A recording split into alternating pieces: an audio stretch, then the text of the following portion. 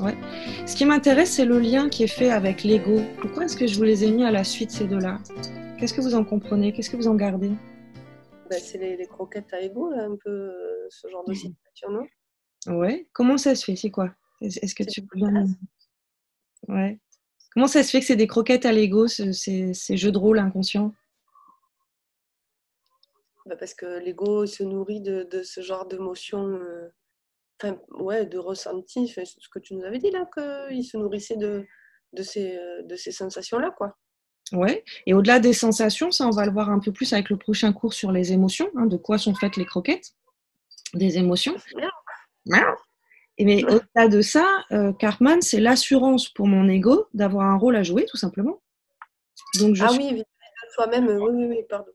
ouais, je suis sûre d'avoir un rôle à jouer, donc d'avoir dans le grand script de la vie, dans mes interactions, j'ai un chat qui en peut plus, pardon, je pense je sais pas si vous m'entendez. Euh, voilà, ça va être très miaulant hein, ce soir, le miaou est très demandeur. Miaou. Mais c'est ça vraiment, dans Cartman, mon ego est assuré d'avoir un rôle à jouer dans le script, qui est Ça lui visible. permet d'exister surtout, de vivre. Ça lui permet d'exister, ça lui permet de vivre. Hein, ce que je vous disais D'avoir dans ce un cours. Ouais. Et moi, je rebondis là-dessus en disant c'est parfait pour lui pour aller chercher les croquettes ailleurs, Ouais. chez l'autre. C'est une assurance dans Cartman, que je sois sauveur, bourreau ou victime. J'ai l'assurance, ben c'est ça, hein, tout simplement, d'avoir un rôle à jouer dans mes interactions. Ça peut être assez enfermant. Y a certains rôles, vous l'avez compris, qu'on arrive à identifier beaucoup plus facilement que d'autres. Si je m'enferme dans le rôle de sauveur, je peux avoir même du mal à me proposer une alternative à ce rôle-là. C'est-à-dire que ça y est, j'ai mis ma cape dans ma tête, dans ma représentation de moi, de mon identité. C'est comme ça qu'on est quelqu'un de bien, c'est comme ça qu'on est quelqu'un de gentil. Donc, je n'ai même plus le panel ouvert d'autres façons d'être. Je me les propose même plus. Donc, c'est assez, ça enferme, hein, ça nous limite beaucoup.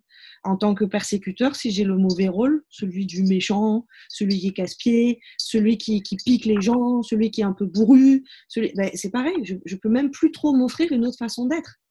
Je suis habituée à ça. Non, pas en termes de victime. Salut le deuxième Christophe qui vient d'arriver. On a un autre Christophe qui vient d'arriver. Ok, c'est bien clair là-dessus. Donc, en profondeur, moi, ce que je vous propose, c'est vraiment d'intégrer, et ça peut donner le vertige, on avait fini un peu là-dessus la dernière fois, la notion, mais si je suis plus un bourreau, plus une victime, plus un sauveur, qu'est-ce qui reste de moi? Quand je m'applique plus à jouer ces rôles-là, qu'est-ce qui reste de moi? Ça... Ouais. Le vrai. Ouais, ça fait peur. Ouais. Ça fait peur que à l'ego, rassure-toi. La grande Ouais, non, mais d'accord. Ouais. Non, mais en fait, ça fait peur dans le sens où, putain, merde, comment je vais arriver à le nourrir moi-même, quoi. Tu vois. Ouais, je l'adore cette observation. Je l'adore cette observation. C'est exactement ça. Là où l'ego il est très en flip, qu'on révèle tout ça, qu'on révèle un peu ces triangulations, ces jeux psychologiques inconscients, c'est que là l'ego il est déjà en train de se dire oh pétard, mais alors du coup comment je fais pour me nourrir moi-même? Comment je fais si je fous la paix aux gens? Je deviens quoi, moi? Je deviens quoi, moi? Si je suis plus en train de pleurer, si je suis plus en train de sauver, et si je suis plus en train de persécuter les gens.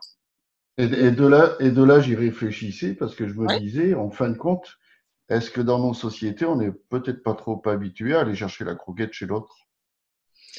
Et à ton avis? Dans le... fort. Enfin, pour moi, oui. Oui, bien sûr que oui. C'est que tu attends toujours que l'autre t'amène la croquette et tu sais pas te la donner à toi-même, quoi. C'est bien le cœur du problème, j'ai envie de dire. En tout cas, c'est vraiment le squelette de cette formation, hein, Be-Human, où je vous donne certaines clés déjà pour être bien centré en soi, connecté à soi, mais surtout pour être dans cette belle souveraineté autonome. Je n'ai plus besoin des autres pour me nourrir. Ça veut dire que toutes les relations dans lesquelles je vais rentrer seront enfin saines. Cette neutralité bienveillante, je vous en ai parlé plusieurs fois, c'est simple hein, comme mot à comprendre, neutralité bienveillante. Je peux vous dire que ce n'est pas facile à incarner. C'est un, c'est un vrai job que de l'incarner, cette neutralité bienveillante, d'accord? D'être totalement autonome vis-à-vis de nos égos. Donc, vous avez déjà des pistes avec l'amour de soi, avec les différents jeux du jeu que je vous ai proposés. C'est un job à plein temps. Je vous ai donné l'image de la maîtresse ou du maître hein, par rapport à la salle de classe, hein, où là, on est en train d'apprendre, donc ça peut vous demander un gros travail parce que, bon, dis donc, il y a beaucoup de petits personnages, ils sont tous différents, ils ont des revendications, des besoins, ils se nourrissent différemment, etc. Je suis consciente que ça peut être un peu la panique. Mettez-vous à la place d'un prof qui arrive dans une classe à la rentrée avec une vingtaine de petites têtes, là, c'est pareil, c'est la même panique. Oh là là, ils sont tous différents. OK. Bon, l'idée, une fois qu'on a cette maîtrise déjà de soi, le plus gros travail, on ne va pas se mentir, ça va être quotidiennement de le nourrir, cet ego, pour qu'il me laisse la place d'être et qu'il ne prenne pas le premier rôle. Ouais. Donc, c'est déjà déjoué. On va le reconnaître. Pour l'instant, on en est au stade où on va reconnaître. Ouais.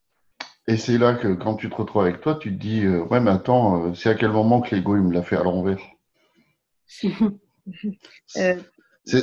ça qui est difficile à déterminer, tu vois. Ouais. Ben, tant que tu n'as pas accès à ces informations-là, j'ai envie de te dire, c'est du 24 heures sur 24, on joue notre rôle à plein temps.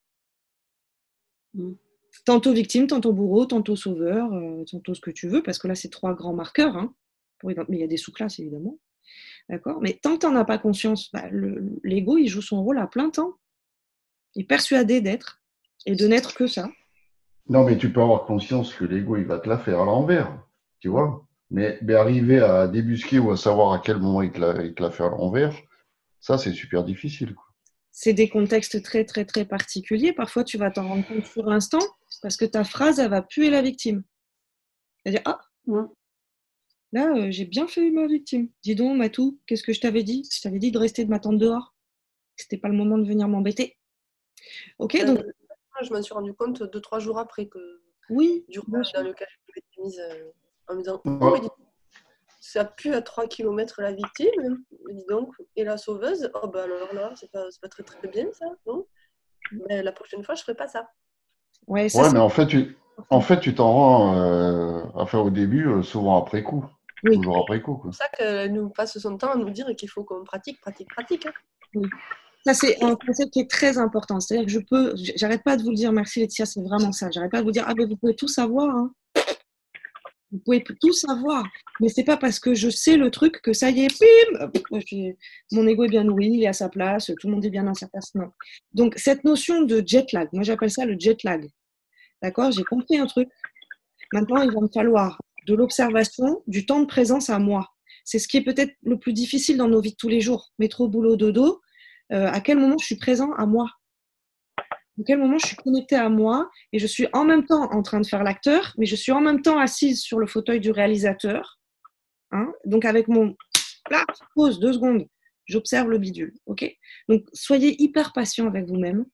Dans cette notion d'évolution de soi, de développement personnel, c'est hyper important de comprendre cette notion de jet lag. Je comprends les choses. Étape 1, super. Étape 2, je vous l'ai déjà dit, observez-la chez les autres. C'est valable sur énormément d'outils. D'accord? Je vais d'abord voir chez les humains, avec un grand Z, chez les humains, comment ça se manifeste. Hein, pour m'approprier encore un petit peu plus et cet outil et ce concept-là. D'accord? Étape 3, je vais commencer à me le reconnaître à moi. Maintenant, si toutes les fois que je me reconnais un des différents personnages, que ce soit l'ego, que ce soit les autres petits bonhommes que je vous présente, si à chaque fois je suis déçue ou en colère, ça ne va pas fonctionner. C'est l'inverse de l'amour de soi. Je vous propose, moi, d'en rire, de jouer. Ah bah dis donc, qu'est-ce que je me suis transformée en bourreau, là? Je m'en suis même pas rendu compte. Oh, quelle chance d'en avoir conscience. Ça a été un de mes mantras pendant longtemps. Hein. Quelle chance d'en avoir conscience. Parce que si j'en ai conscience, à force de l'observer, petit à petit, je vais pouvoir me positionner en temps et en heure. Et un autre truc qui est très important, c'est que je peux gagner un challenge une fois. Moi, je m'aime, là, j'ai tout déchiré. Trop bien. Et la fois d'après, complètement me planter. C'est normal. On est dans ce qu'on appelle un processus d'évolution. Donc la maîtrise passe forcément par énormément de pratique. Je ne peux pas attendre de moi. C'est pas comme à l'école où j'apprends mes tables de multiplication, je vais y passer tout un week-end, elles sont apprises par cœur pour toute une vie. On n'est pas sur du savoir. Pas toujours, justement. Mais je vais te dire, Yana, c'est quand ça fait bien longtemps, justement, tu as appris des trucs quand tu es petit, genre au collège ou en classe ou quoi, puis des années après, on te dit, bah, vas-y, fais une division à virgule. Mais pourquoi tu me demandes ça? Pas du tout. Mon téléphone, il fait ça très bien. Je sais pas quoi. Non. Et ben en fait, tu sais plus. Hein, donc forcément, c'est sûr que si tu le pratiques pas, il y a des trucs, même si tu l'as appris, si tu le pratiques pas, si tu le fais pas régulièrement, il y a des trucs, ça s'oublie quand même. Ça s'oublie aussi, ouais, c'est vrai. Là, on est vraiment sur cette subtilité d'être en travail sur soi. C'est presque l'effet inverse, j'allais dire. C'est-à-dire que quand on sait quelque chose, si on se le garde pas comme ça à réciter nos tables de multiplication, ça peut partir dans les méandres de notre mémoire qui ne fait qu'accumuler plein de savoir. D'accord? Et au final, je ne sais plus trop. Donc, ça va me demander un effort cognitif pour me souvenir de ça. Ce n'est pas au niveau de ma vibration, au niveau de mon positionnement, de mon être, hein, que ça résonne. C'est ce que j'appelle moi stérile, c'est coincé complètement dans les tuyaux. Alors que là, quand on travaille sur soi, alors bien sûr qu'il va en falloir, et en falloir, et en falloir, et en falloir. Comprenez bien cette notion, on n'est jamais arrivé. Hein. C'est-à-dire que même après avoir travaillé à fond, de façon très personnelle, sur le sauveur, par exemple, eh ben, ça vibre encore. Hein. C'est-à-dire que je suis toujours obligée de le surveiller, ce sauveur. Encore et encore et encore et encore. Et quand je crois que je suis... C'est un travail permanent.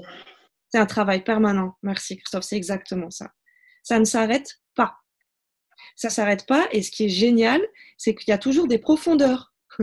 Donc, c'est un peu comme à l'école. C'est, ah, ça y est, je suis arrivée en CM2. Je suis trop fort. Yeah! Ouais, ben, l'année d'après, je suis en 6e. Je suis tout petit. Je suis fort de mes expériences passées.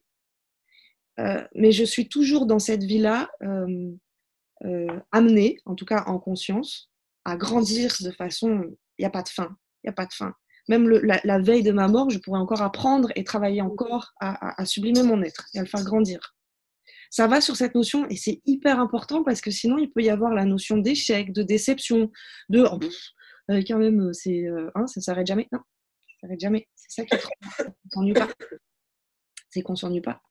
Là-dessus, j'avais envie de vous donner aussi un petit regard, et puis vous m'en donnerez vos retours avec un petit peu la loi de l'attraction au niveau de l'univers, ce fameux barbe-univers, là, comme je l'appelle. Bon.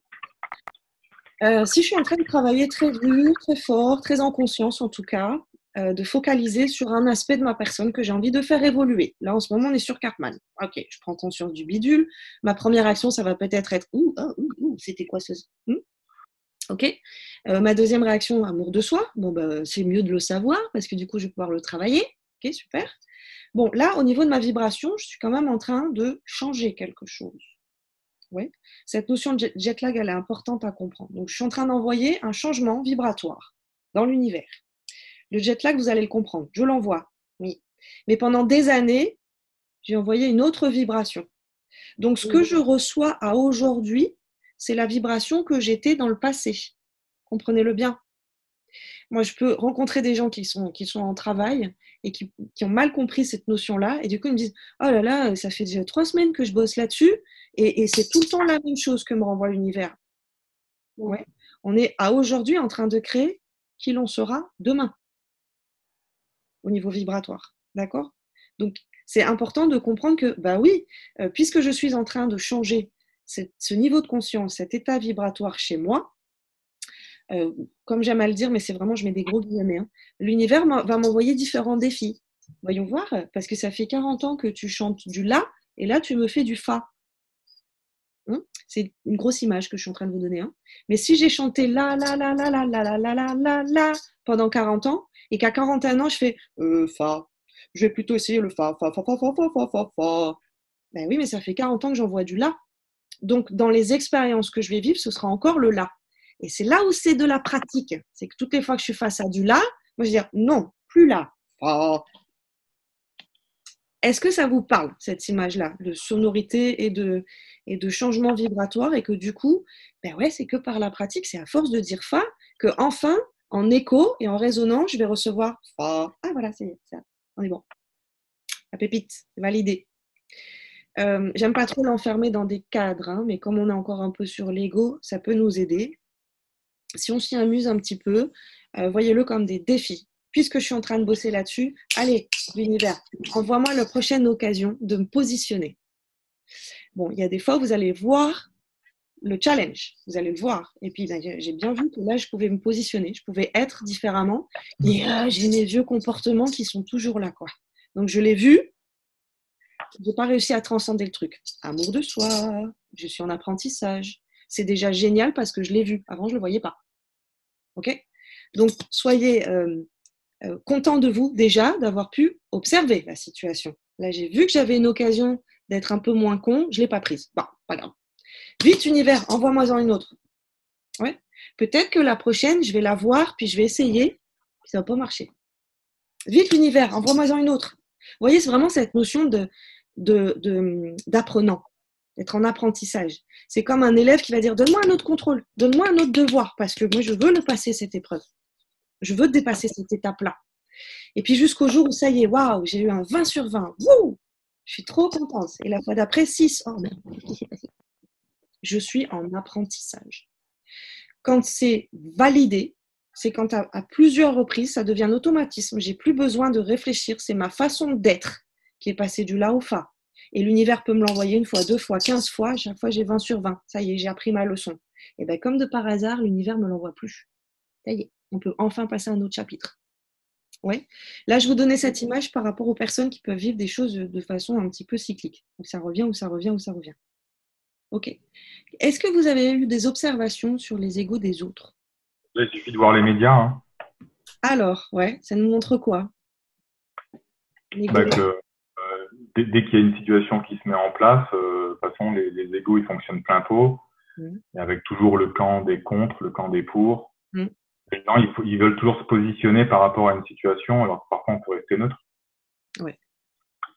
Donc, déjà, voilà, sur l'ego, il y a quand même pas mal de choses à dire au niveau de l'actualité sur ce point-là. Ouais. Oui, c'est hyper intéressant parce que, surtout de nos jours, j'ai envie de te dire, ça nous pète aux yeux, hein, on le voit bien, hein, cette notion de dualité, de t'es pour ou t'es contre, d'appeler à la pensée plutôt que d'appeler à la résonance de chaque situation. Et puis là, on vit vraiment, je ne veux pas trop revenir dessus, mais on vit vraiment ce que je vous avais mis dans le cours du mental, la notion de virus dans la tech. De coronavirus. Avant tout, c'est un virus mental, hein. Vous en avez compris. Oui. C'est un magnifique exemple de ce que je vous mettais dans le cours du mental. Attention au virus, ne vous faites pas véroler. Gardez votre propre pensée. Là, on a un super combo d'un virus mental, avant tout, mais qui est directement rattaché à quoi ? De la peur. Trop bien. Et comme c'est de la peur en plus qui vient de l'étranger, waouh, c'est génial, parce que je peux avoir super peur des autres. C'est encore plus facile. Encore plus facile de diviser pour régner comme ça, dans la terreur. Donc, dès que quelqu'un va faire oula. Et puis là, c'est mondial. Ouais. Et en plus, il est chinois, c'est encore pire. Pardon, tu disais quoi, Benji ? Je dis en plus, même si tu tousses pas, mais que tu es chinois aujourd'hui, déjà, on te regarde de travers, quoi. Écoute, avec l'actualité. Il fait pas bon d'être chinois de nos jours. Voilà, j'ai envie de te dire. Ou de tousser. C'est ça. C'est juste des effets de mode. Bon, comment est-ce qu'on fait Voilà. quand on est un humain en formation, conscient, pour se positionner au milieu de tout ce chaos-là ? Ah, mais moi, je reste neutre sur des sujets d'actualité, en fait. Ouais. J'ai du mal à être neutre au niveau de l'ego, avec les miens, les proches, parce que c'est plus difficile, mais sur des sujets d'actualité, c'est ce que je mets dans le chat. Hein. Ni pour, ni contre. Voilà. Ah, ça. Ouais. Coluche qui disait ça, non ? Oui, c'est Coluche. Et si tu veux, par exemple, sur des sujets comme ça, en fait, tu te rends compte que parfois, il y a des gens qui restent... Alors, c'est un autre système. Hein, tu as des gens qui restent neutres pendant des années sur un sujet, et le jour où les médias vont le mettre en avant, tu sais pas pourquoi, et là, tu as les camps qui se forment. Moi, j'ai eu le cas flagrant, par exemple, dès qu'on a commencé à parler du voile dans les médias.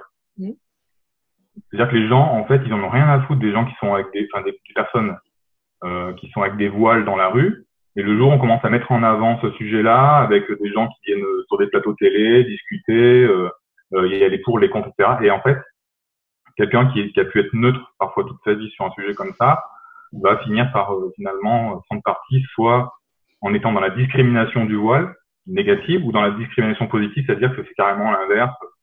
Il veut trop bien faire, quoi. Enfin, voilà. Alors que on peut rester neutre sur un sujet comme ça et ne pas commencer à prendre parti, quoi. Ouais. Après, j'ai une question. Oui. Est-ce que d'être neutre, est-ce que pour, on va dire, pas être dans l'ego, il faut forcément être neutre? Pour ne pas être dans l'ego, est-ce qu'il faut forcément être neutre? Non. Bah voilà, parce que de ce qu'il dit, j'ai l'impression que faut être, ne pas être dans l'ego, c'est qu'il n'y ait pas trop d'ego, c'est être neutre. En fait, on peut avoir un avis et le partager, et puis après, peut-être que l'ego fait que on va rester campé sur ses positions, mais on peut quand même avoir un avis sans être dans l'ego. Ouais, il y a un mot-clé qui est hyper important là, c'est le mot positionnement. Donc, oui, de facto, si je donne mon avis, c'est mon ego qui prend la parole. Parce que j'allais dire, si on ne te l'a pas demandé ton avis, en fait, tu peux tout à fait avoir un avis, ça va être obligé de le crier sur le balcon. Oui, parce que si on va un petit peu plus en profondeur, même si je ne l'exprime pas, l'avis que j'ai, un avis comme ça, là, de toute façon, c'est l'ego.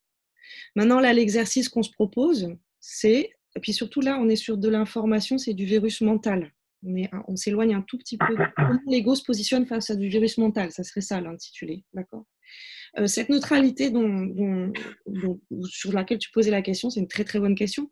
Non, je ne suis pas obligée d'être neutre pour sortir de l'ego, mais déjà prendre conscience qu'à partir du moment où j'ai un avis, c'est je qui ai un avis, c'est mon identité. Donc, c'est le fruit de mes programmations et de mon conditionnement. Donc, c'est mon ego, que je ne le veuille ou pas. D'accord? Maintenant, le mot-clé qui est important, je disais l'autre Christophe, c'est le positionnement. Donc, dans cette neutralité, je vais, plutôt que de voir ce que j'en pense, parce qu'un avis, c'est ce que j'en pense. Hein. Ok, Christophe, là-dessus? Si j'ai un avis, c'est forcément un truc que je pense. Face à une... Ouais, c'est ça. Hein, je vais me proposer, au lieu de me dire qu'est-ce que j'en pense, alors là, je vais appeler mon ego, direct. Mais plutôt, qu'est-ce que ça me fait?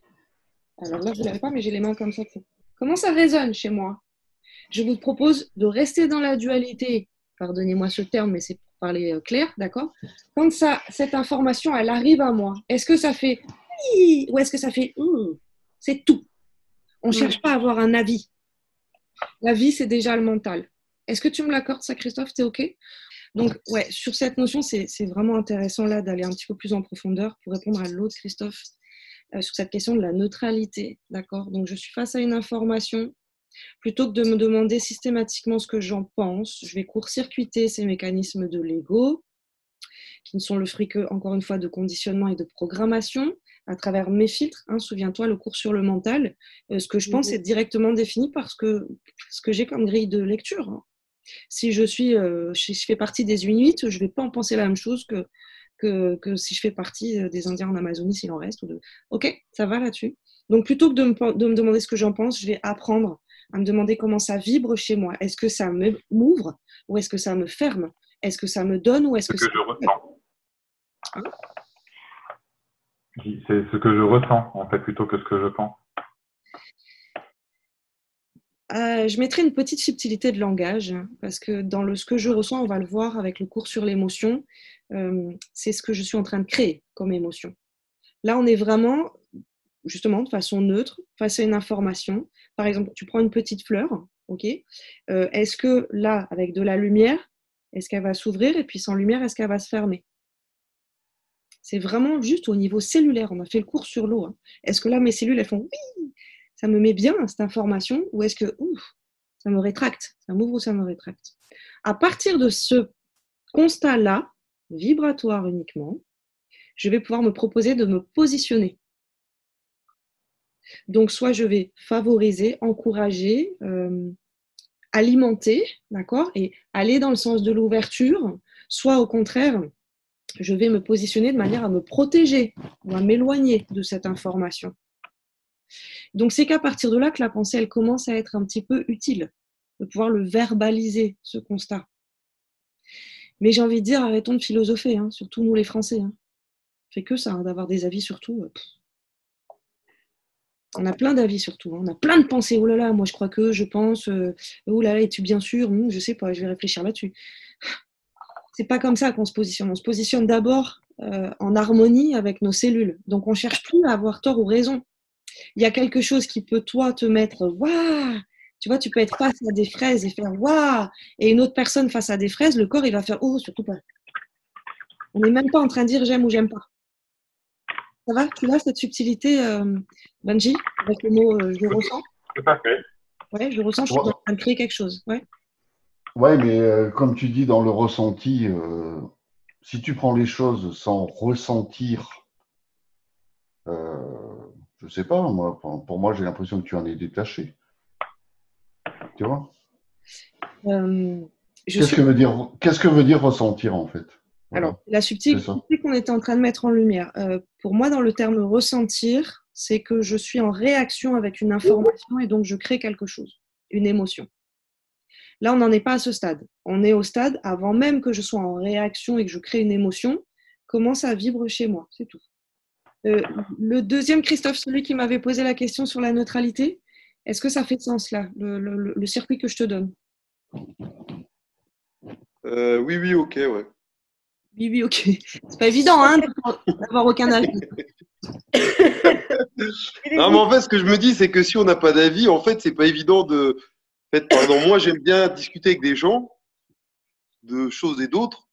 Parce que bon, là, on parlait de la télé, mais avec des gens, en fait, si on n'a pas d'avis, du coup, on n'échange pas.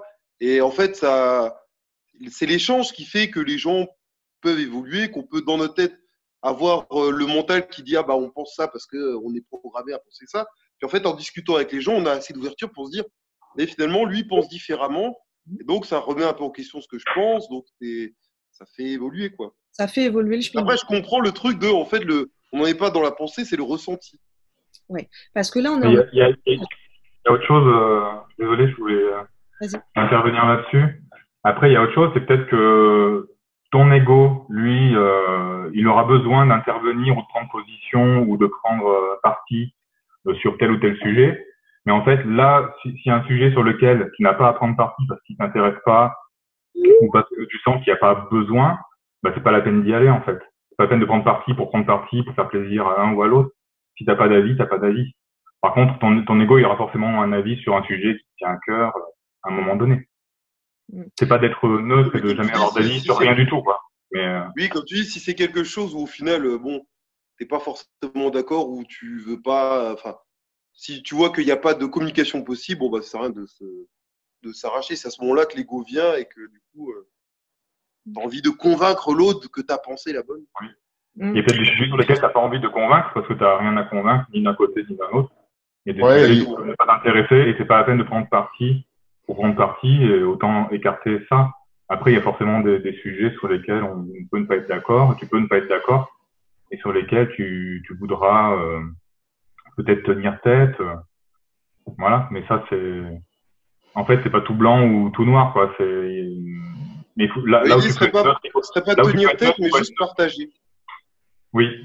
Il y a des petites techniques pour ça parce que là, c'est intéressant, mais on est sur du conceptuel, on n'est pas sur des cas pratiques. Et évidemment, dans la vie, il y a plein de situations différentes. Effectivement, il y a des fois où mon ego va s'emparer d'une information ou d'une conversation pour ramener son grain de sel, j'allais dire, alors qu'en fait, je peux très bien rester observatrice. Là, dans ce que tu exprimais, c'est bah oui, mais c'est aussi par la parole et par l'échange des pensées qu'on peut faire grandir les consciences. Je suis tout à fait d'accord avec toi. C'est une histoire de positionnement. Ce sera beaucoup moins stérile, donc beaucoup plus constructif. Pourquoi pas de rentrer dans cette conversation avec tes petites graines de conscience à semer autour de ton entourage, en arrivant sur la forme interrogative. Comment est-ce qu'en termes de posture, je peux susciter de l'éveil des consciences en face de moi et non plus être dans ce rôle où moi je confronte mon idée à celle des autres et c'est comme ça et c'est ma vérité, etc., etc. Donc quand tu es face comme ça à un groupe de personnes et puis tu sais que toi tu détiens quelque chose là en termes de petite lumière hein, et que tu veux pas que ça se propage, enfin tu veux pas que hein, tu veux intervenir là pour dire oh les gars quand même là c'est pas hein, quand même on fait quoi bon. Arriver avec l'art du questionnement va faciliter va calmer l'ego qui est en face. C'est aussi pour ça que je vous disais, observer les égos en face. Qu'est-ce qui fonctionne, qu'est-ce qui ne fonctionne pas? Si je rentre en frontal en disant ah ben moi je pense plutôt ça, tu vois, par rapport à ce que tu dis, il me semble quand même, mais l'ego il se et oh comment ça on me contredit? Alors que si tu arrives en disant ah ouais ok c'est vachement intéressant ce que tu me dis, mais alors du coup comment tu peux expliquer ça et comment tu te positionnes là? Tu arrives avec du questionnement. Ouais. Donc on n'est plus sur une confrontation, on est sur vraiment l'art de la maïeutique. Je vais dérouler la pensée de l'autre. Ouais. Je vais l'aider à accoucher de cette prise de conscience-là, plutôt que de la lui prémâcher comme un sauveur. L'aider à lui faire poser des bonnes questions, quoi. Ouais. Faites taire le petit juge, faites taire l'ego qui est là, ah bah dis donc, je vais quand même t'apprendre la vie, on va avoir des discussions et puis je vais te convaincre et je vais te montrer à quel point c'est quand même très bête, c'est très limité, ta pensée, etc. Non, non, non. On n'est pas là, on est là pour prouver rien, pour convaincre personne. N'oubliez pas au niveau vibratoire, quand je dépense de l'énergie à convaincre, entendez bien ça, quand je dépense de l'énergie à convaincre, au niveau vibratoire, je suis en train de me justifier. Et là, je vous fais le geste vraiment, je me justifie. Et dans si je me justifie, c'est que je suis déjà un peu coupable. Je ne suis absolument pas dans une légitimité. Et pourquoi c'est important que tu me crois? Pourquoi c'est important que l'autre valide ce que je suis en train de dire? Là, on y est dans Karman. Hein? Pourquoi est-ce que j'ai absolument besoin que la personne en face de moi ou que le groupe de personnes valide? Il y a un problème. Là, il y a un problème avec l'ego, clairement. Ok? Donc, vous mettre dans la posture de l'apprenant, de quelqu'un qui va être plutôt sublimé, émerveillé par autant de différences ou par un jugement aussi limité, limitant ou par des propos « Ah, au secours !» Ok? Donc, faites taire un petit peu ces petits bonhommes à l'intérieur, vous leur apportez votre approbation personnelle, vous dites « Oui, on est bien d'accord, hein, elle est très très conne. » Waouh, elle m'apparaît très limitée, cette personne, dans sa pensée. On est tous d'accord. Donc maintenant que je vous ai dit qu'on est tous d'accord, ce n'est pas la peine de me le faire savoir tout le temps. Vous voyez, dans cette notion de maîtresse et de maîtrise de soi, ou de maître, de prof à soi-même, tant que je ne me le valide pas, ce ressenti, ça c'est quelque chose, je voudrais vraiment vous le faire passer. Hein. On ne cherche pas d'être des Dalai Lama. Hein. Si vous deviez l'être, vous le sauriez déjà à votre âge. Hein. Ce n'est pas du tout le plan, hein, d'accord? Donc le but, c'est pas d'être, oui, avec la petite auréole sur la tête, etc. J'ai mon monde intérieur, j'ai mes sales gosses, j'ai mon petit juge, j'ai tout ce monde-là qui s'active. Par contre, c'est moi la boss, c'est moi la patronne, là. Donc, si ils sont tous à l'intérieur de... Oh, dis donc, elle a une pensée très limitée. Oh, dis donc, elle est bien stupide dans ces trucs où c'est dangereux de penser comme ça. Oui, je vais m'autoriser à le penser. Ça reste dedans, ça reste dans mon monde intérieur. Et moi, en tant que maîtresse, je vais le valider. Ouais, on est bien d'accord. Du coup, c'est bon, on peut passer à autre chose. Donc maintenant, je vais pouvoir faire mon job. Maintenant, je vais pouvoir écouter cette personne. Qu'est-ce qui s'est passé dans ta vie? Comment tu as fait pour rester aussi... Bon, cette personne-là, c'était sur le sujet du racisme. Ok. Donc, c'était vraiment très... Waouh, je ne m'attendais pas à ça en cabinet. D'accord, ok. Ok. D'accord. Donc, une fois que tout le petit monde s'est exprimé à l'intérieur, oui, c'est bon. On va sortir de la torpeur pour devenir un peu plus constructif, parce que c'est totalement stérile, cette pensée à l'intérieur qui dit oh, bah, dis donc, je pense pas pareil, oh là là, c'est choquant. On a toutes les vampes là, à l'intérieur qui sont en train de donner leur avis, donner des notes, etc. Oui. Donc, on calme tout ce monde intérieur en leur apportant la validation. Ouais, on est tous d'accord. On a tous lavé la main pour dire le très limité. Ok. Maintenant que je me suis apporté cette validation, je peux faire taire mon discours interne. Donc, ce n'est pas le temps pour moi d'être une super belle personne et de ne pas avoir de jugement. Non, ça me fait réagir là. Ok. Maintenant, comment je me positionne face à elle? Est-ce que je rentre en dualité? Est-ce que je vais commencer à faire un débat? Il va plus que me manquer, comment elle s'appelle? Arlette, je ne sais plus qui là. Chabot? Hein? Jean-Luc Mélenchon? Non, la dame qui fait tous les débats politiques à chaque fois, elle a les yeux qui tombent comme ça. Qui écrit des livres? Arlette Chabot. Merci. Voilà. Ah oui, c'est ça. Arlette Chabot dans la conversation. Et Il y a longtemps qu'elle est là. Hein? Il y a longtemps qu'elle est là. Mais oui, mais nous sommes vieux, c'est comme ça. Mais oui, on a notre âge. Ok, donc c'est vraiment important cette posture de neutralité dont on était en train de parler. Pour accéder à la neutralité, selon moi, ça passe d'abord par être en accord avec soi. Je ne peux pas atteindre la neutralité comme ça sur l'instant alors qu'elle est en train de me sortir une boulette, que j'ai qu'une envie, c'est de lui couper la tête. D'accord? Je ne suis pas dans l'amour de moi, là, si je m'oblige à être une personne que je ne suis pas. Ça, c'est quelque chose d'hyper important. Je ne peux rien faire évoluer chez moi si je ne l'aime pas d'abord.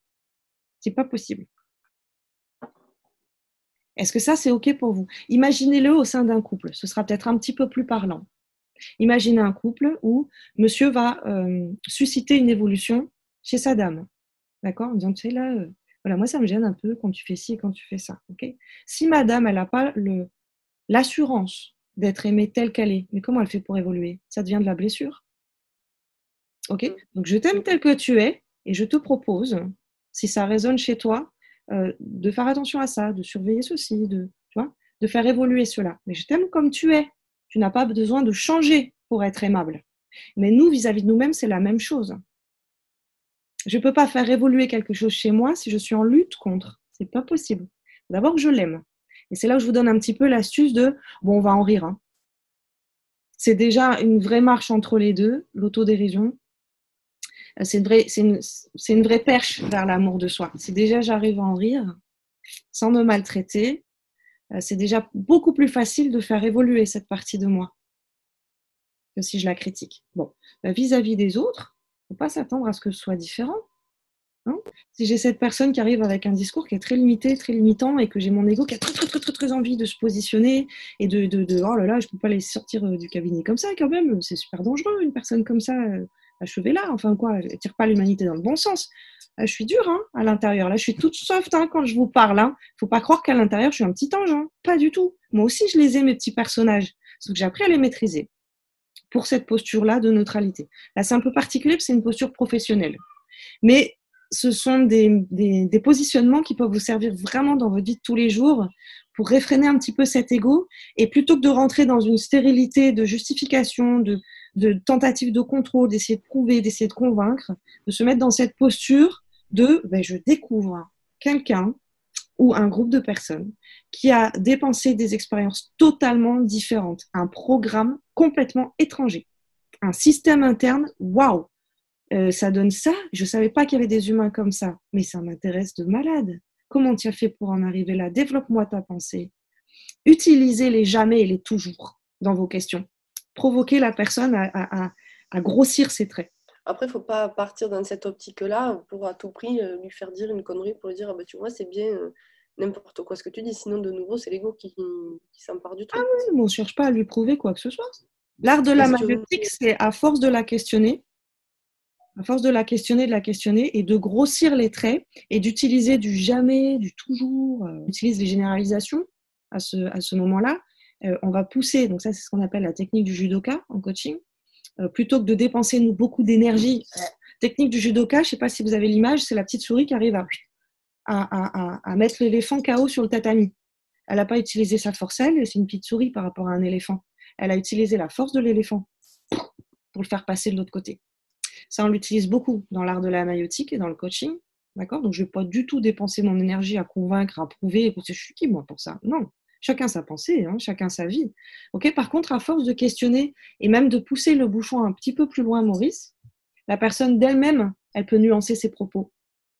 Et on ne cherche même pas à ce qu'elle nous évoque quoi que ce soit ou à dire « Ah, c'est intéressant, oh, merci ». Non, pas du tout. Mais juste dans la tête, là, une petite graine peut-être qui a été semée, à peut-être repartir cette conversation en disant « C'était peut-être un peu con de penser ça, je sais pas ». On lâche prise sur la notion de résultat. Ok, donc là, c'était vraiment pour illustrer, pour Christophe II, celui qui nous a rejoint ensuite, comment se positionner dans un groupe de personnes qui peuvent avoir des pensées différentes, où l'ego peut avoir très envie de se mettre au mieux pour dire « Non, mais les gars, n'importe quoi ». Pas du tout. Mais je peux m'attirer des problèmes, là, je peux m'attirer des bourreaux. Parce que n'oubliez pas, dans l'effet de groupe, c'est un vrai virus. Hein. C'est un vrai virus. En psychosocial, on l'apprend, c'est flippant. Hein. Ça fait même peur, hein, à quel point l'humain peut se laisser entraîner sans même savoir, sans même être d'accord, sans même avoir questionné son positionnement à lui, et puis il va mimétiser comme un petit singe, il va faire pareil, il va penser pareil, il va dire pareil. Okay, on est tous à se surveiller là-dessus. Hein. Okay, donc, si je me positionne dans la différence, c'est OK, mais il faut que je sois conscient que là, je me mets au milieu d'une arène et que j'ai une épée et un bouclier. Il va y avoir des têtes qui vont tomber, je vais me prendre des caillasses, on va être dans des énergies vraiment de Alors, si on veut revivre les combats, pourquoi pas? Chacun sa vibe, hein.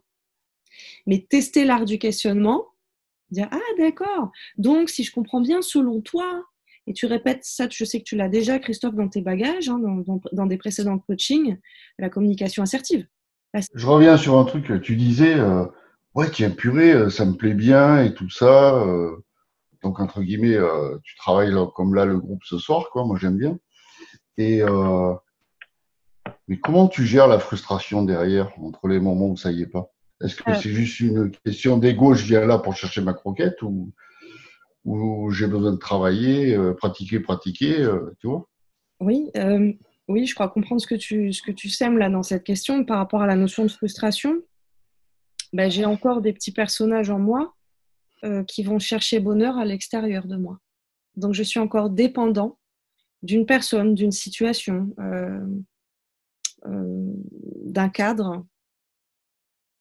Je suis encore dépendant de ce cadre-là ou de cette source extérieure pour me sentir comblée. Donc, cette frustration, on la connaît tous sur différents niveaux, dans différentes situations, d'accord? Elle est extrêmement nourricière dans le sens où elle nous permet de grandir en maturité parce que la frustration, ça fait partie peut-être des sentiments les plus désagréables à vivre, mais c'est face à cette frustration que l'on peut grandir en conscience de quelles sont les pièces du puzzle qui sont en manque chez moi, qui sont needy. J'ai besoin de ça. J'ai pas besoin. Ça fait pas partie de la pyramide de Maslow. J'ai pas besoin de ce rendez-vous pour vivre, c'est pas vrai. Donc l'ego est en train de me faire un caprice. Il fait passer une envie pour un besoin. Ce n'est pas un besoin. Par contre, si je le vis comme étant un besoin, c'est bien que dans mes petits personnages à l'intérieur, dans mon monde intérieur, je déporte encore à l'extérieur de moi quelque chose qui me nourrit. C'est toujours pas me nourrir tout seul. Et c'est ce qu'on est en train d'apprendre dans cette formation. En fin de compte, ce que tu viens, je peux là, ce dont tu viens de parler concernant aller chercher à l'extérieur, moi je l'ai vécu avec toi l'autre jour. C'est super génial parce que tu sais, on avait un rendez-vous. Tu m'as envoyé un gentil petit message en expliquant et tu parles du besoin et sur le moment, c'est vrai que j'avais un besoin d'éclaircir quelque chose personnellement pour voilà. Et puis sur le moment, j'ai fait ah bon, ok. Je me suis sentie un peu frustrée. D'ailleurs, je t'ai répondu une demi-heure après. Sur le moment, je suis partie faire mon truc. Je me suis sentie un peu frustrée sur ce que tu viens d'appeler le besoin et qui n'est pas celui-là. Tu as cité autre chose avant, mais je l'ai déjà oublié. Et c'est là que j'ai compris que, en fin de compte, il fallait que je revienne à moi. Et que je ne devais pas avoir besoin de ce rendez-vous pour ce travail que j'avais à faire intérieur. J'ai vraiment vécu comme ça et ça m'a fait travailler et ça m'a pas obligée, mais ça m'a emmenée, accompagnée à aller à l'intérieur et lâcher ça. Et du coup, tu m'as invité à prendre un rendez-vous prochainement. J'étais voir, j'ai dit non, d'abord je reviens vers moi. Voilà, et j'ai travaillé ça. Et là, ce soir, c'est amusant parce que jusqu'à présent, je disais maintenant, quand je prendrai un rendez-vous, ce sera sur une autre forme que ce que je faisais avant. Sur toute la période où nous avons déjà travaillé ensemble. Enfin, avancé ensemble. Enfin, peut-être pas travailler, parce que le terme n'est pas œuvrer ensemble. Bravo. Et là, c'était pas une frustration, mais ça a été un moment où j'étais en réaction un petit peu. Je dis, oh mince, alors j'avais besoin. Et là, ça vient de faire tilt quand tu as dit quel mot tout à l'heure. Tu as parlé de mot et après tu as dit, on pense que c'est un besoin et ça n'en est pas un. Une envie. L'ego nous fait croire qu'une envie est un besoin. Ça fait partie de ses jeux préférés, des caprices. Oui, voilà, c'est ce que tu as dit. J'ai très envie. J'ai très envie d'avoir ce rendez-vous. J'en ai tellement très envie que je crois que c'est un besoin. Et puis, ce sont des rendez-vous particuliers parce que ce sont des rendez-vous d'accompagnement. Donc, il y a un petit peu la légitimité de « non, mais là, j'ai besoin ». C'est aussi pour ça que j'ouvre quand même la fenêtre de « en cas d'urgence, je suis là ». Mon but, c'est que vous n'ayez pas besoin de moi, que je ne sois que ponctuellement du plus. Et ce que je vise avant tout, l'autonomie. Donc, évidemment que vous allez être frustré par du silence, de l'absence, des reports de rendez-vous. Je ne souhaite pas devenir votre gourou. Attends, je coupe. Merci Françoise. Parce que moi, j'ai été exactement dans la même situation très récemment. Voilà. Et après, au bout d'un moment, tu te dis, attends, elle me la joue à l'envers ou est-ce que je dois prendre conscience de quelque chose? Et là, non, mais c'est vrai. Et là, aujourd'hui, franchement, moi, je t'ai vénère. Hein. Le silence, elle m'a tué là. Hein. Mais aujourd'hui, je peux te le dire que Merci, elle a bien fait. Voilà. Ça nous laisse face à nous-mêmes. Ça nous laisse en autonomie. C'est comme un enfant qui apprend à nager avec sa bouée et avec ses brassards et avec son masque et avec son tuba. Et il est persuadé qu'il sait nager. Et le rôle de l'adulte bienveillant à côté, c'est de dire non, là tu sais pas nager parce que si je t'enlève tout l'attirail, tu coules. Donc le job de l'adulte bienveillant référent, celui qui accompagne, celui qui est tuteur, c'est petit à petit d'enlever les bouées pour lui montrer que en fait t'as pas besoin de ça. C'est parce que tu avais peur qu'on te les a mis. Mais naturellement, à la sortie du ventre de ta mère, tu savais déjà nager. Et puis derrière, il y a des peurs qui sont arrivées. Tu as perdu confiance en toi, tu t'es déconnecté de ton intuition, de tes capacités naturelles à nager. Et donc, tu as cru que tu n'étais que un terrien et que tu ne pourrais pas respirer, que tu ne pourrais pas nager sous l'eau. Regarde les bébés nageurs, ils savent très bien le faire. Donc, un bon parent, un bon tuteur est celui qui va faire évoluer, qui va enlever les petits trous en disant « Ah non, mais tu n'en as pas besoin. Regarde, tu peux faire du vélo sans les petits trous. Pourquoi est-ce que toi, tu serais la seule personne qui en a besoin encore ?» La frustration, vraiment, elle nous aide à grandir. C'est comme un enfant qui s'ennuie. On est dans une société où il y a beaucoup d'enfants qui sont hyperactifs maintenant et où il y a beaucoup de parents qui sont pas moins hyperactifs et qui inscrivent leurs enfants dans plein d'activités. Il faut absolument qu'ils soient champions du monde de ceci, machin. Ils sont hyper sollicités, les gosses. Avec en plus des formats, bon, pas trop rentrer là-dedans, mais en plus des formats vidéo qui sont très rapides, etc., etc. Donc, il ne faut pas qu'il y ait un seul moment de pause. Mais l'enfant développe sa créativité quand il s'emmerde. Quand il s'ennuie, quand il est tout seul dans sa chambre et qu'il n'y a plus personne pour s'occuper de lui. Là, il va commencer à utiliser ses outils à lui. Mais nous, en tant qu'humains, c'est exactement la même chose. C'est parce que je suis en crise, en panique. Ah, au secours, j'avais besoin, oui, comment je fais pour survivre? Comment est-ce que je fais pour survivre? Et vous êtes quand même dans le cadre d'une formation. Donc, vous avez des outils pour les survivre. D'accord? Donc, ce que tu me disais là, Françoise, alors je passe par plusieurs étapes. Peut-être que je vais être frustrée, peut-être que je vais être en colère, peut-être que je vais être déçue, peut-être que je vais être dépitée, peut-être que je vais être triste, peut-être que je vais être à l'agonie complète. Je peux passer par différents étapes. Non, mais je suis dans la compassion, je les ai vécues aussi, je connais le truc. Hein. Évidemment que je peux passer dans plusieurs états. Il se trouve quand même que le soleil se lève le lendemain. Et il se trouve quand même que je suis face à mon ordinateur, je suis face à mon corps, je suis face à mon être, et que j'ai déjà appris à avoir des outils pour transcender cet état-là. Je sais déjà que mon mental est en train de me mentir. Je sais déjà que mon a un besoin. Et c'est là que je complète en disant, quand tu as vu ta formation sur l'ego et derrière le Cartman, ben c'est bon. Au bout d'un moment, tu captes, quoi. Et là, tu te dis, ah, putain, là, j'ai écrit comme ça, ou j'ai envoyé ce mail comme ça, et machin, mais tu vois tout de suite dans quelle phase tu es, quoi. Voilà. Mais en plus, en plus, le pire, c'est qu'elle t'explique pas. C'est encore plus frustrant, tu vois. Non. Non, je ne veux pas expliquer. Moi, je veux que tu comprennes tout seul. Moi, je serai là, et j'aimerais ne même pas avoir ce rôle, mais je serai là pour dire, oui, effectivement, tu as vu, hein, c'est ça que tu as vu? Ouais. Je suis positionnée dans ton accompagnement pour m'assurer que ton discernement soit juste, pour m'assurer que tu ne sois pas dans une illusion de toi-même, pour m'assurer que tu ne tombes pas, que tu ne te la mettes pas à l'envers, quoi, tout simplement. Parce que nous, les humains, on sait très bien le faire, ça. Donc, c'est en ça que l'accompagnement est bénéfique. Hein, on pourrait se dire, bah oui, mais alors du coup, sur ce concept-là, on n'a jamais besoin de personne. Eh bien, si. Parce que moi, j'ai beau me tortiller dans tous les sens, je ne vois pas mon dos. Je ne peux pas voir mon dos. Donc, je ne peux pas du tout avoir une bonne idée de ma posture, de mon machin, de mon bidule, à moins que peut-être un kiné me l'apprenne.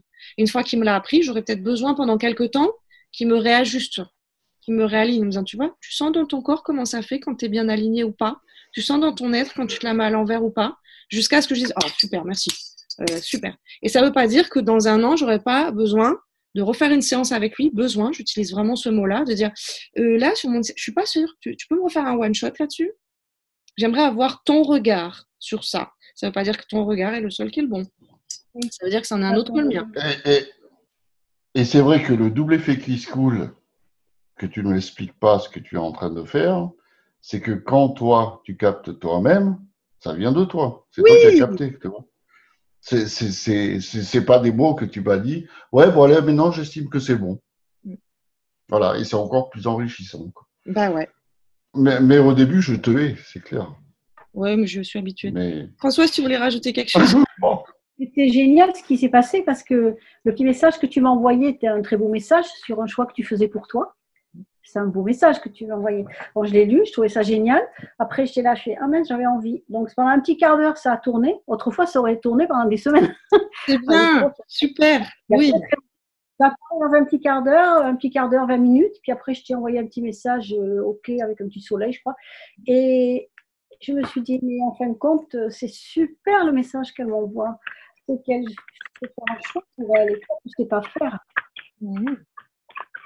Oui, Honnêtement, c'était une vraie invitation. Hein. Tout le monde a reçu oui. Tout le monde a reçu le même texto ce jour-là. C'était pas prémédité, mais ça aurait très bien pu l'être, hein, de ma part, clairement. Sur cette journée très symbolique. Hein, c'est une journée très symbolique. Oui, c'était génial parce que c'était génial. Parce qu'après, j'ai compris, et toi, tu ne sais pas choisir pour toi. C'est faire le choix de prendre du temps. Oui, c'est un choix. Ça me parle sur le travail que je suis en train de faire en ce moment par rapport à toute cette période de vie dont tu as parlé tout à l'heure, où on est bloqué dans un système. Je suis en train de changer de système. Mais c'est vrai que c'est pas si évident que ça. Ben non, c'est pas évident. pas... Alors, j'aimerais dire un mot sur le silence aussi. Parce que bien sûr que ça fait partie de mes armes de travail. Le silence est hyper intéressant. Parce qu'à partir du moment où, je crois que je vous l'ai déjà placé dans le cours sur le mental, hein, le silence. On n'a pas trop parlé pendant la vidéo. Et pourtant, on pourrait en faire tout un cours que sur le silence. Autant le silence en soi, je vais me taire un peu pour voir comment ça résonne chez moi. Ok, autant c'est hyper instructif pour moi de voir comment ça résonne si j'arrive à faire taire ma tête pour être concentrée uniquement sur ce que je ressens et prendre le temps d'écouter les autres avant d'intervenir ou tout simplement ne pas intervenir du tout. C'est hyper riche d'être spectateur, uniquement spectateur. Qu'est-ce qu'on se nourrit de ça? Mais quand on est en interaction avec l'autre, le silence vous apprend tellement plus sur l'autre que je ne sais pas combien de séances. Là, je vous le donne vraiment en clé pour ceux qui aspirent à devenir accompagnants. Taisez-vous. Vous en apprendrez tellement plus sur les mécanismes de l'autre. Face au silence, la personne va réagir à sa façon, à elle. Mais c'est toute sa personnalité la plus profonde qui est en train de s'exprimer. Donc, pour un accompagnant, vous gagnez un temps monstrueux. Laissez votre client, laissez votre patient, laissez votre élève face à du silence et vous aurez une rapidité d'action bien plus que 3 mois d'accompagnement parce que les masques tombent. Parce que cette personne, elle est face à elle-même et uniquement à elle-même. Donc, elle est face à ses projections, elle est face à ses ressentis et elle va soit l'exprimer, soit ne pas l'exprimer, mais c'est déjà très parlant. Elle va soit passer par de la colère, par de la tristesse, l'ego est en panique complet parce que comment ça, j'ai pas de réponse. C'est quoi ce truc? Ça passe par tous les états d'âme, ça dépend des gens, bien sûr. Hein, et ça s'exprime différemment, bien sûr. Mais qu'est-ce que c'est riche? Parce que pendant que vous vous taisez, la personne traverse tous ces états et elle est déjà en train de les transcender. Hein, c'est un petit peu ce que racontait Françoise, ce que racontait Christophe tout à l'heure, de dire, mais du coup, face à cette absence de présence, finalement, l'absence de présence, ben, je suis bien obligée d'être présent à moi et d'en faire quelque chose. J'attends plus de l'autre qu'il le fasse. Ça va? Moi, j'ai un petit truc à partager. C'est Koh-Lanta, là, j'ai regardé Koh-Lanta vendredi dernier. Ouais. Et je trouve que y a vachement d'ego, de gens, on voit vraiment on voit leur visage, on voit en fait l'état dans lequel ils sont, les égos qui parlent. Enfin, je trouve que c'est un bon sujet à regarder pour travailler dessus, quoi. Alors, absolument tout ce qui est à la télé, alors tous les rayons télé-réalité, si vous arrivez à le supporter, c'est des superbes laboratoires d'apprentissage. Bon, bien sûr, il y a des scripts derrière, mais quand même, il y a des rôles qui sont joués là. Donc, décrypter les rôles. Si vous avez la patience de le faire, je l'ai eu fait au tout début. Maintenant, non. Mais au tout début, quand il y a eu le loft, etc., moi, j'étais en train d'étudier la psycho à ce moment-là. Donc, c'était un laboratoire d'humains. Waouh, génial, quoi. Donc, oui, pour ceux qui arrivent à supporter, ce sont des super laboratoires pour étudier les mécanismes des égos, des uns, des autres, de tout ce que vous avez eu en formation, du Karpman, etc., etc. Des 5 messages contraignants, vous allez les entendre aussi, beaucoup. Les petits juges, etc., etc., les positionnements, comment on va se manger les uns les autres, mais pas que dans la télé-réalité. Les plateaux des journaux de 20 heures, les plateaux de débat, les émissions politiques. Ouais, les émissions politiques, alors là, un régal. Un régal. Mais c'est un super partage que tu nous fais, Christophe, parce que c'est une manière, en tout cas, d'utiliser la télé peut-être à bon escient, c'est-à-dire comme étant un laboratoire d'observation de l'humain. Ouais, voilà, c'est ça. Pour nous qui sommes en train d'étudier cet humain, hein, et ses différents travers. Bon, bah là, dites-vous que vous êtes au spectacle et qu'ils ont tous des costumes, ça se voit encore mieux.